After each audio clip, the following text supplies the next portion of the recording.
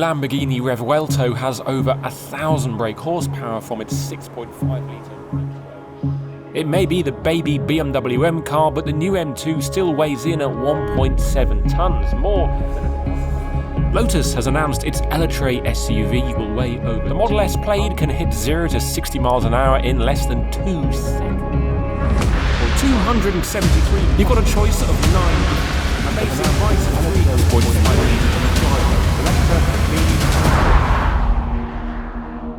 Sometimes you have to say that enough is enough. Too much power, too much weight, too much cost. They're things that, when you put them in a car, the result is often technically impressive, but emotionally dead. And that's because, as we know, the best things in life are often the simplest. Take this Toyota GR86 for example. It's got a naturally aspirated engine in the front, it's got a 6-speed manual gearbox in the middle, and all of its power is sent to the wheels at the back. Simple.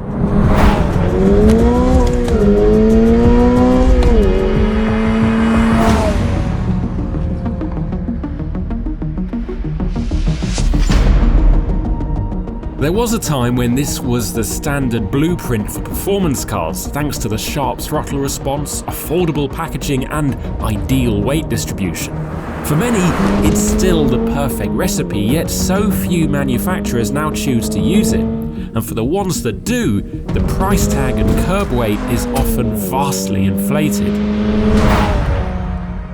And frankly, who can blame them for tweaking the formula? This car's predecessor, the GT86, was sold in the UK at a very reasonable price for about 9 years. And did it fly off the shelves? No, not really. It's only now that people realise that cars like this are about to become extinct that the very limited build slots of the GR86 fill up in 90 minutes flat.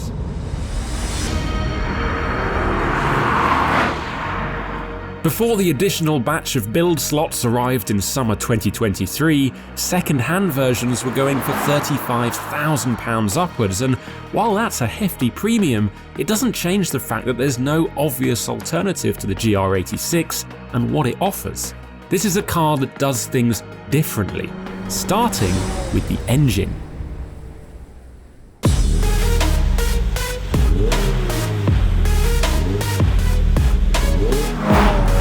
On paper, the 2.3-litre 4-cylinder Subaru Boxer engine might look underwhelming, but instead it's a perfect example of how much power you actually need in a sports car. At 231 brake horsepower, it's up by 34 bhp against its GT86 predecessor.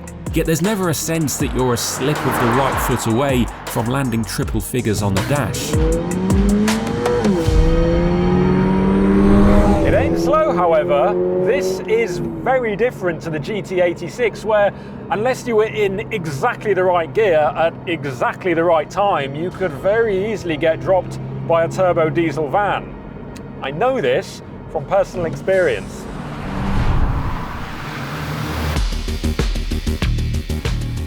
Bruised egos aside, the GT and GR86 have never been about how they stack up to other cars, and they're best enjoyed on quiet, empty roads where you can fall back into your own little bubble.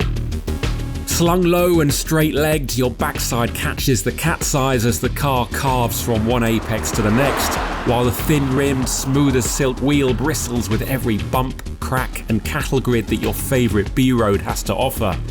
Fourth, third, second, the GR86 focuses your every input and gently punishes small errors with a jolt or shudder, enough to mentally chastise your mistake and promise yourself you'll do better, but never so much as to scare or frighten an over-eager pilot. That's the great thing about cars that are light, relatively inexpensive and not bursting with power. There's not the same sense of dread in the back of my mind in case things go pear-shaped, and I'm not scanning the road ahead nervously looking for bumps or potholes that could rip off a 5k splitter. And I know for a fact that I can enjoy all of third gear without worrying about the boys in blue. Sometimes it pays to go under the radar. That's certainly the case with the GR86's cabin. Forget your hyperscreen or passenger information display, it's about as back to basics as you'll find in a car sold in 2023.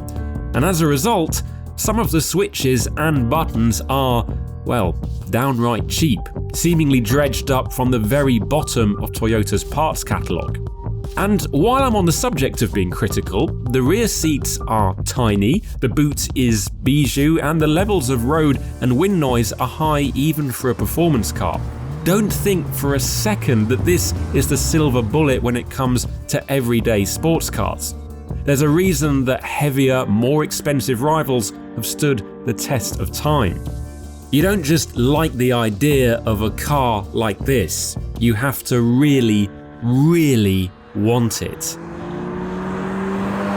You know, this thing reminds me of the phrase, you can't drive a house, but you can live in a car.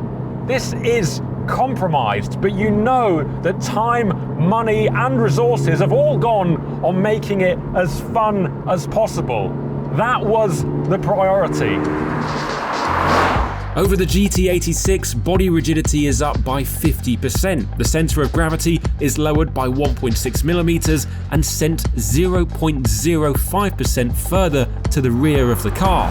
What's more, the ride height has been dropped by 10mm, the driver sits 5mm lower, the overall weight is down by 10 kilograms, and the wheelbase has been stretched by 5mm. Yeah, these are noticeable changes, and they wouldn't have been cheap to develop. Toyota could have left the handling and the chassis the same as it was on the GT86, and they could have spent more money on the cabin.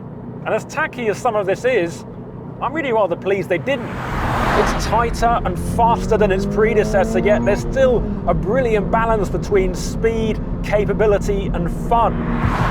And because they put a proper set of tyres on it this time, the dips to oversteer feel way more natural than they did before.